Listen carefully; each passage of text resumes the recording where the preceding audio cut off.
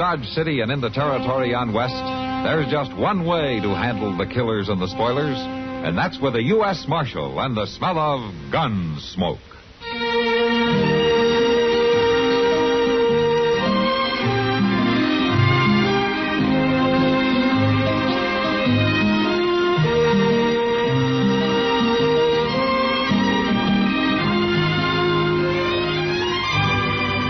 Gunsmoke, starring William Conrad.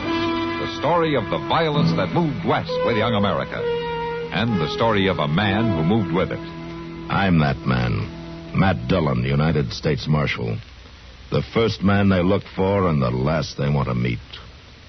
It's a chancy job, and it makes a man watchful. And a little lonely.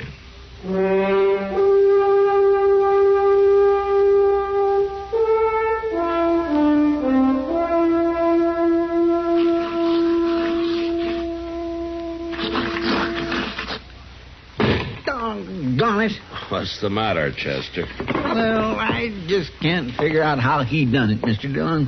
Who did what? Well, that fellow with the medicine show over back of the Dodge house. Oh, that again. Well, Sam and me had it all figured out. Sam would watch from one side, and I'd watch from the other, and when he'd move them 3 walnut shells around, we just knew which one the pea was under. Sure you did. And by golly, somehow we still lost $6 apiece. I've been fooling with it here, trying to puzzle out how he done it. There ain't nothing to it except 3 walnut shells and a pea. And a pretty smart man operating them. Well, now, me and Sam ain't exactly dummies, you know. Well, Matt, you better come quick. What is it, Doc? Darrell Bragan and some of his riders. They're up at the livery stable. They got hold of some stranger, and I think they're fixing to hang him. Huh? Come on, Chester.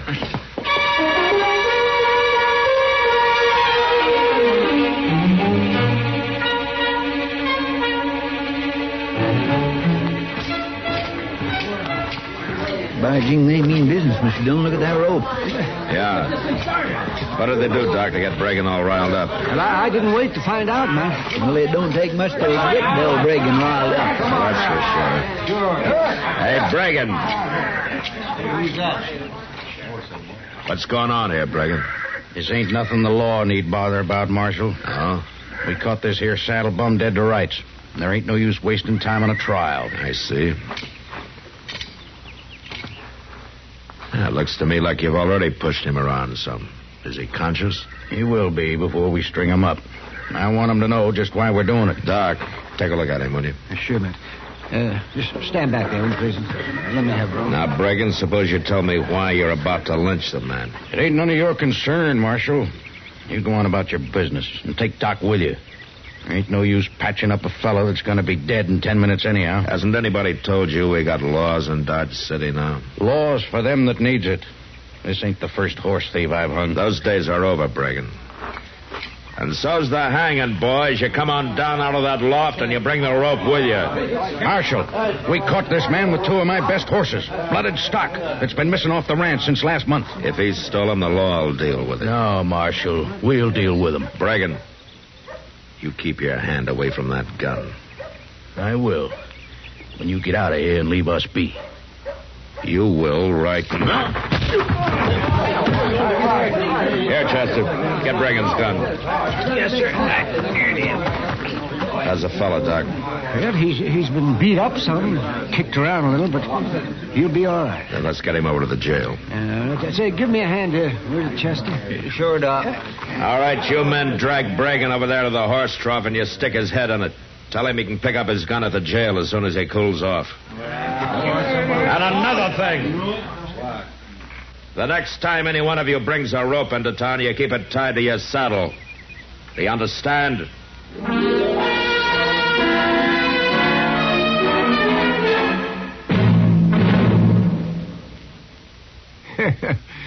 The shoveling started at the little town of Rome in New York State back in 1817. And on July 4th, 1967, the post office released a special sesquicentennial stamp there in honor of the big ditch they dug, which, it says on the stamp in my album here, was the Erie Canal. Now, in case you don't know, that canal went all the way from Buffalo on Lake Erie to the Hudson River, connecting the Great Lakes with the Atlantic Ocean. The biggest waterway ever built in the United States at the time, and it was done mostly by the Irish just over from the old country, who did their digging with spit and muscle. Yep. Made lots of money for years on tolls. And the traffic and freight and people through the canal was mainly responsible for building up the Midwest and keeping business in the East busy doing it. Well, of course, the Erie Canal ain't what she used to be, because the railroads do most of the job now. But the big ditch is still there, and so is all the history that went through it.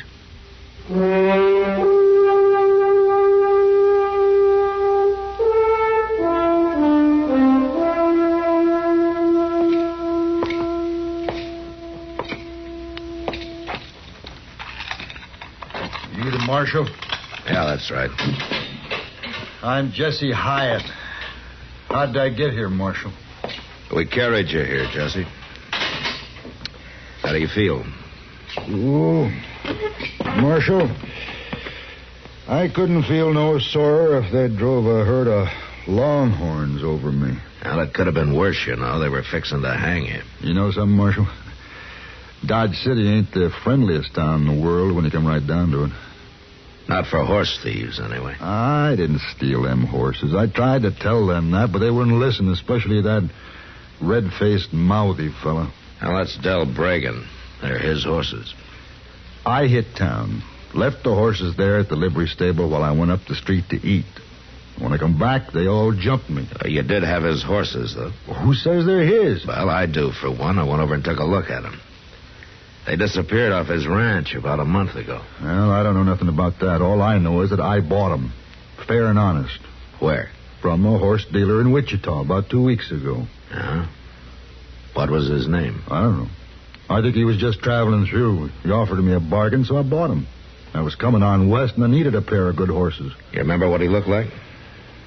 Oh, well, no, not too good. Fast-talking fellow, black whiskers, dressed like most anybody else. I ain't even sure I'd know him if I was to meet him again. I see. Well, I didn't pay him no special mind. There were no reason to. Marshal, I bought them horses, no matter what anybody says. That's going to be kind of hard to prove, isn't it, Jesse? Not if you find that trader I bought them from. Where would you look for him? I don't know. You see, that's what I mean. They're going to have a trial on me? Yeah, Bragan's filed charges. What do you think will happen? Well, kind of hard to say how a jury will figure. I ain't got a chance, have I, Marshal? Oh, there's always a chance. At least you're not swinging on a rope. But tell me, what are you doing in Dodge in the first place? Just passing through. I got an aunt who lives alone upriver. She wrote she needed help running the place. Uh-huh. I'm sorry to bother you, Mr. Dillon, but there's somebody out there to see you. Oh, all right, Chester. Jesse, if you can think of anything else that might help, you let me know, huh? There ain't nothing, Marshal. I'm a goner. We both know it. I think you're kind of rushing things, Jesse. All right, come on, Chester. Yes, sir. Mr. Dillon, it's that young and Adele Bragan. Oh, you mean Tommy? Yes, sir. Ah, hello, Tommy. How have you been? Fine, Marshal. Could I see that fella, please? What fella? The one that Pa tried to hang this morning. That one he treated mean. Like he treats everybody mean. Why, your pa thinks he's doing right, It Tommy. ain't right to be like he is. I know it ain't right. And someday the devil's gonna get him. Now, Tommy, that... Could I see that fella, Marshal, please? I want to tell him I'm sorry. Well, all right, Tommy. You go on back through that door there. He's in the last cell. Oh, thanks, Marshal.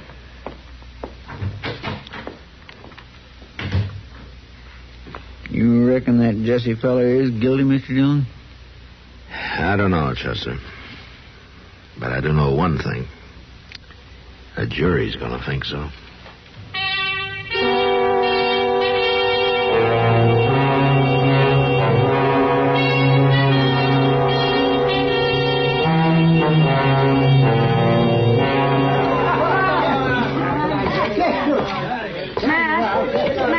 Dehner. Hello, Kitty. Matt, what's this story Del Bregan's telling? Well, I don't know, Kitty. What story is he telling? About how he's going to take some fella out of jail and hang him if the law doesn't get a move on.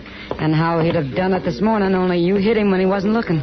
Well, he's got more imagination than I gave him credit for. Well, he's sure been mouthing off over there at the bar. To anybody who'll listen. I thought you'd want to know about it in case. Uh-oh. Here he comes, Mac. Yeah. You know, I've never seen that man when he wasn't mad about something. What have you done about that horse thief, Marshal? Not a thing, Bregan. That's up to Judge Bent. What are you aiming to do with a man? Keep on coddling him till old Bent gets up the gumption to hang him? Well, I'm going to feed him and keep him locked up, if that's what you call coddling. And for the rest of it, stealing horses is not a hanging offense under the law. It is under the law I go by. How long is it going to take you, Del? Take me to what? To get it through that thick head of yours that the old days are finished, over with. There's law on the frontier now. Things work better without it. Maybe for a bully like you. But like it or not, the law's here to stay, and you better understand it. For your boy's sake, if not for your own. What about my boy? He's going to have to live in a different world from yours, and the hard-headed way you act isn't much of an example for him. Tommy'll do all right. Don't you worry. He knows what he'll get if he don't. He's had the fear of the Lord beat into him. And with less beating and more understanding, he might not hate you so much. Hate me? He don't hate me. He respects me. Respects? Yeah, well, you call it that if you want. But I wouldn't want to be in your shoes the day he reaches your size. You trying to tell me how to raise my own son? No. But I am telling you this. You leave my prisoner alone. Marshal, you whipped me with your fists this morning. And if it come to it, maybe you could outdraw me. You keep on acting hard-nosed. Might be we'll find out for sure.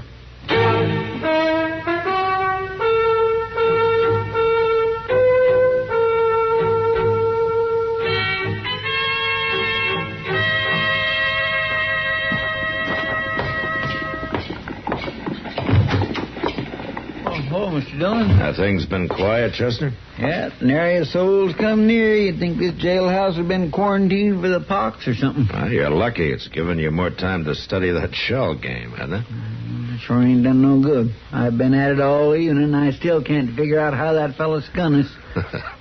You want to take a few more dollars and go try to find out, huh? No, sirree. I ain't going near that medicine show ever again. Not till payday, anyway. How's the prisoner? Just sleeping, I reckon. I ain't been back. Maybe I better go take a look. No, it's all right. I'll go. Tell you what, why don't you set up the cribbage board and I'll show you another game you can't figure out. Oh, no. Cribbage is something I do know about. Yeah.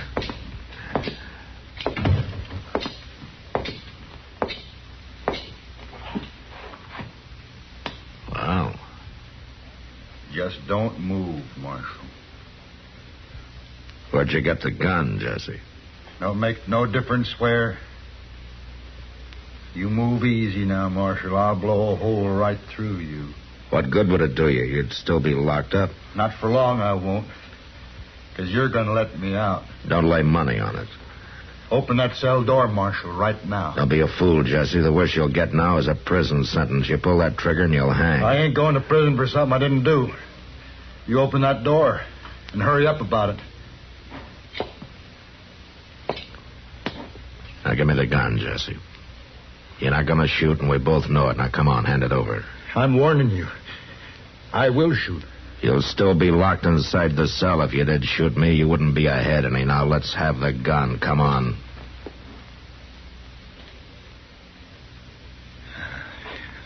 Here. Take it. It ain't got no loads in it. I took 'em out so there wouldn't be no accident. Where'd you get it, Jesse? That kid brung it in this afternoon. He had it under his shirt. Huh? You mean Tommy Bregan? I don't know his name. He said he was sorry for me. And he said he'd come back in the morning about sunup and try to sneak the key out of the office. Real nice kid. Tommy Bregan. I can't figure why he'd go to all that trouble. Not even knowing me. No, I can't either, Jesse. But I'll ask him. when he comes back in the morning.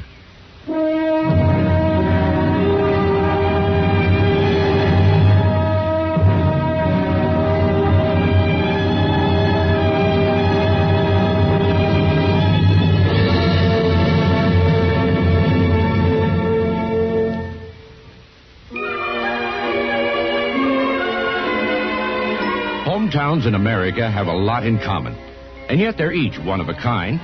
Take, for example, Pittsburgh, Pennsylvania. The Smoky City is smoking less now and enjoying it more. Mostly because Pittsburghers decided a decade or so ago that enough was enough. Now their smoke and polluted air problem is virtually non-existent.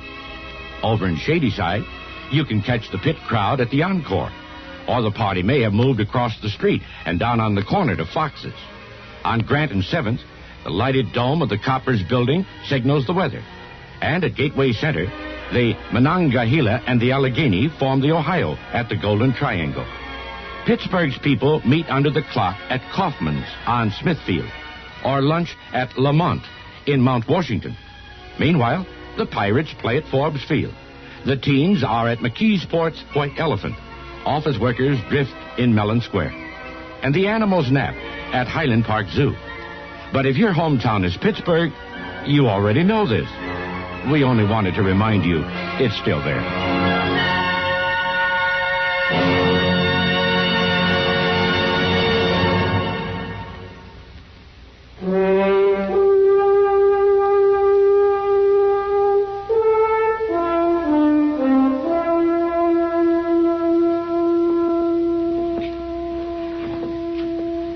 There he comes, Mr. Dillon. Riding that pinto pony here. Yeah, I see him. Looks like Jesse was telling the truth. He may have been all along, Chester.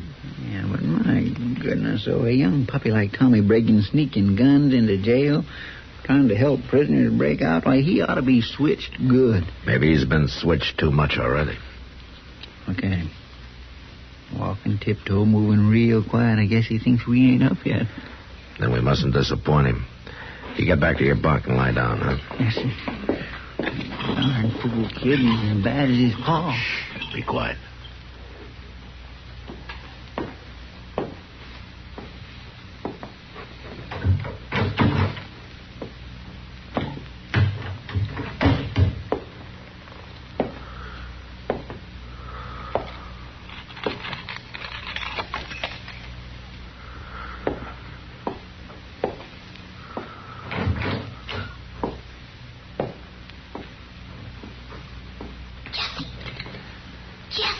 Let's surprise him, Chester. Right. Morning, Tommy. Oh, Marshal, I thought you was... I guess Jesse was the only one who was really asleep, huh? Hey, what's going on here? What are you doing here, Tommy? He was letting you out, Jesse. I had to. It ain't right him being in there. You gave him a gun yesterday, Tommy. Did you want him to kill me with it? I thought we were friends. No, it wasn't to kill you with. It was to keep... Under his shirt. Huh? You mean Tommy Bragan? I don't know his name. He said he was sorry for me. Because I just know, that's all. Boy, if you know, tell him who did it. My pa's always beating me, yelling at me. I wanted to get even with him. Get even with him? How? By giving them 2 horses away. Huh? You gave your pa's horses away? I wanted to get even with him for being so mean all the time. Well, who'd you give them to, Tommy? Oh, some fella riding through. He had black whiskers, and hey, he said Marshal, he was heading east. That's the man, Marshal. That's who I bought them off of. Ah. All right, come on out, Jesse. Let's go into the office.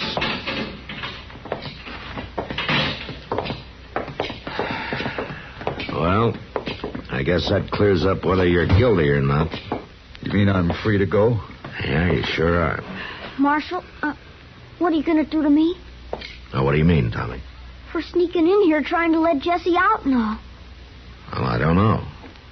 Well, don't matter. Pa'll kill me sure now. Marshal. What? I got an idea. You remember I told you how I was headed for my aunt's place upriver? How she's alone, needs help to run things? Uh-huh. Well, she's a good woman, Marshal. Real good woman. Maybe Tommy could stay there until his paw cools off.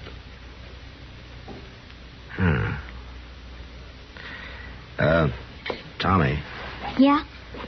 how'd you like to go with Jesse up to his aunt's place for a little while, huh? Could I? In the meantime, I could talk to your pa, but I won't tell him where you are just yet. Yeah, but, Mr. Dillon, when Bregan finds out where Tommy is, he'll come after him with a whole handful of switches. No, I don't think so, Chester. Tommy, maybe this will give your pa a chance to think things over. And you know something? He might even learn the difference between fear and respect. All right, now you two get going.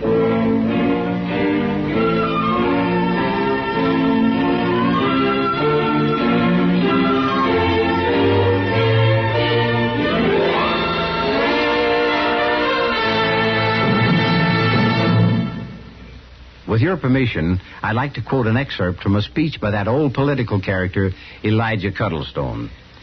And I say, we've state and declare, that is, that pork barrel appropriations are not going to be our salvation. We must, I say, we have to get up on our hind legs. I mean, you stand up and fight for our own improvements. The pork barrel is for loafers. I mean, the greedy and the weak, that is. That term, pork barrel, you know what it means? Well, pork is fat, and fat for hundreds of years has meant plenty, abundance. Ye shall eat the fat of the land. About 100 years ago, in the halls of Congress, fat, meaning lucrative or rewarding, became pork. And about 50 years ago, when congressmen sought larger appropriations for such things as bridges, harbor or river improvements, public buildings, and so forth, to impress their constituents, they were accused of seeking pork barrel appropriations.